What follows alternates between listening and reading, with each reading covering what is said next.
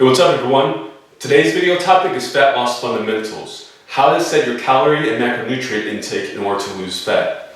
A lot of times people get so focused on these small minute details, or they try to follow some weird diet that they get frustrated and fail in their attempts to lose fat. But today we're going to lay out an easy way for you to calculate your calories and macronutrient intake so you can start seeing results. Now, the primary principle of weight loss is energy balance. Energy balance equals your calories in minus your calories out, or the calories you eat minus the calories you burn each day. Today we're going to be focusing specifically on your calories in, your diet, and the foods you eat. Now, when we talk about calories from a diet, we're talking about the energy stored in the food you eat. And calories are stored as three macronutrients: proteins, carbohydrates, and fats. I'm sure you've heard of people talking about tracking their macronutrients or tracking their macros. That's what they're referring to. The number of grams of protein, carbohydrates, and fats they eat each day. Each macronutrient has a different calorie quantity. A gram of protein has 4 calories, a gram of carbohydrate has 4 calories, and a gram of fat has 9 calories. Now, knowing this, we can set up an equation or some sample equations of how you can calculate exactly how much you should be eating. The first thing you need to do is set your caloric intake. And an easy way to establish your maintenance caloric intake, or the amount of calories you would have to eat each day to maintain your current body weight, is to take your body weight and multiply it by 15. So 15 calories per pound of body weight. That's your starting point. Now from there, remember, you must be in a negative energy balance in order to lose weight. You have to be burning more calories than you're eating each day. So in order to create a caloric deficit, we're going to take your maintenance caloric intake, calculated here, and minus 500. That should put you in a deficit. Now, from just looking at calories alone, being in a deficit, there's a chance that you can lose both fat mass and lean body mass or muscle. So by establishing specific macronutrient intake, specifically protein, you can help prevent the amount of lean mass you lose and make sure that you're losing more fat. You want to set your protein to 1 gram per pound of body weight. This is a pretty well established dietary intake for protein in scientific literature. Again, the reason you're setting protein at 1 gram per pound of body weight is to make sure that you're not losing lean mass and you're losing mostly body fat. Next, we're going to set your fat intake.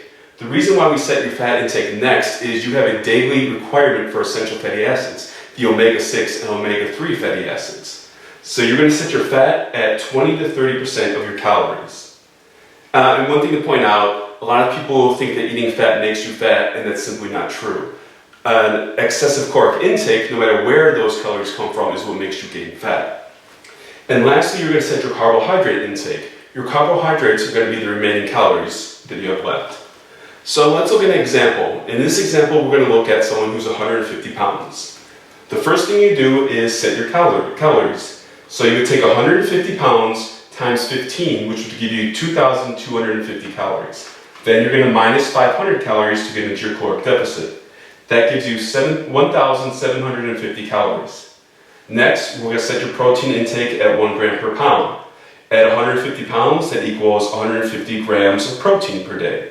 Remember, protein has 4 calories per gram, so that gives you 600 calories. Next, you're going to set your fat intake. So we're going to set it to 20 to 30% of your total calories. So 20 to 30% of 1,750 equals 39 to 58 grams of fat each day. We're going to set it at 50 grams, so a little bit right in the middle of that range. Remember, fat has 9 calories per gram, so 50 grams times 9 calories equals 450 calories.